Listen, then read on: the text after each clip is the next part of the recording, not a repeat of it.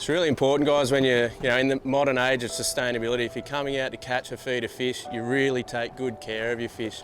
If you don't have a kill bag like this one, you can get some really good ice boxes. There are poly moulded or fiberglass, or you can even use your livey tank.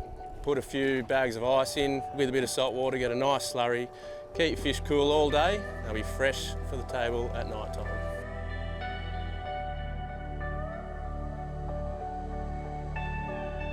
G'day everyone, we've just finished up out on the water this morning. We've kept a nice feeder snapper. We only kept enough for our immediate purposes.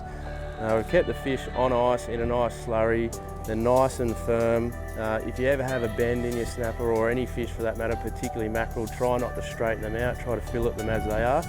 But we kept these fish nice and flat, beautifully straight in the ice. So I'll just run you through how I knock the fillets off a snapper. Everyone does them differently, but this is just the way I do it. When I like to fillet snapper, I don't choose your traditional filleting knife. I prefer two boning knives, the 16 and the 20 centimetre boning knives. First incision I put in is just behind the pectoral fin and round behind the snapper's forehead. And I come in from the tail end, make an incision just in front of the tail, and then start to bring the blade forward along the rib bones on this side. These knives are very handy, and it's the reason why I don't choose a traditional filleting knife, is because the scales on the snapper are quite thick and they're almost heavy to cut through, whereas this knife makes very light work of this incision. Sort of part the fillet with your thumb, then very careful of your fingers, just run the blade along the bones like so, until you hit those rib bones and until you hit the backbone. Come from the tail.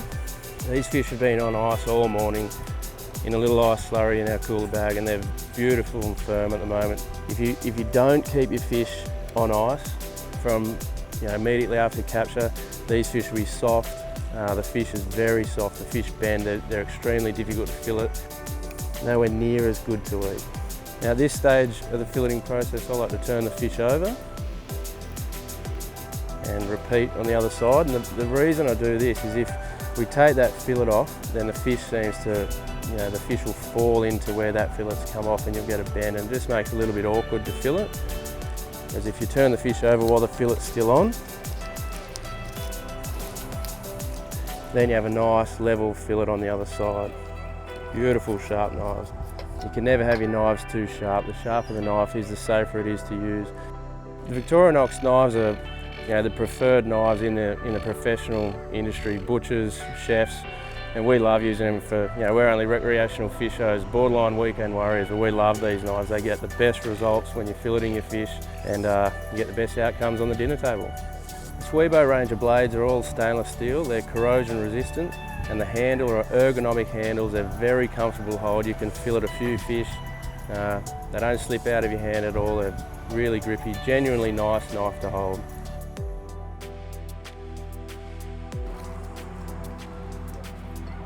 So we've taken the first fillet off, we've flipped the fish back over. We're just making the final few incisions in the fillet just to keep it nice and tidy before we run the blade through the bones. Very carefully, obviously. The sharp knife just trims through those bones, so reduce the risk of slippage. Cut down through that gut cavity. There's our fillets. Very little flesh or meat left on the bones. You can actually cut these wings off the snapper. They're beautiful. If you knock the scales off, bake the wings in a bit of garlic and butter. You can take these frames and even the whole head and boil them for stock, for soups and what have you, if you want to maximise the usage out of your fish. Now I'm just going to trim out the rib cavities. Now that we've taken the ribs out and we've filleted the fish, I like to knock the skin off. We use a 20 centimetre boning knife.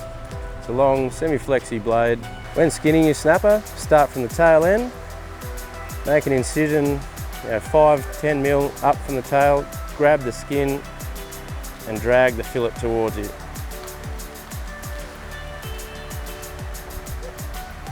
Beautifully skinned filleted snapper, virtually deboned, ready for the table. You can also trim the bones out of the middle,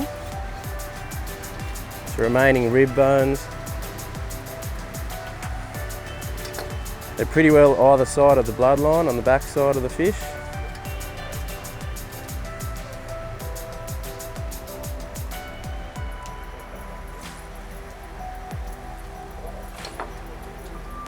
And that there is a boneless fillet of skin snapper.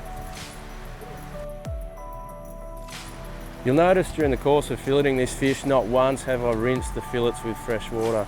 It's a common mistake by fishers to, as soon as they've knocked the fillets off a fish, to dunk them in fresh water.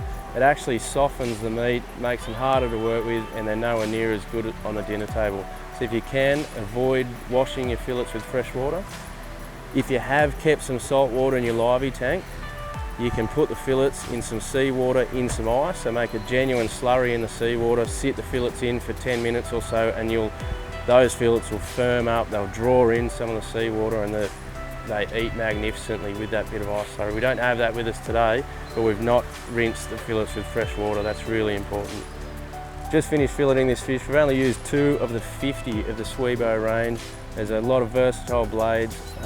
They're corrosion resistant, excellent handles, and they're dishwasher safe. You can't stress enough the importance of caring for your catch and what you plan to take home and feed to yourself and to your family. And this is a public cleaning facility that we've used here, so it's really important. We gave it a quick wash before we put our fish onto the bench to make sure it was ready for us to prepare fish we're going to eat. It's equally important to clean the bench down, leave it spotless when you go for the next person to come and enjoy cleaning their fish.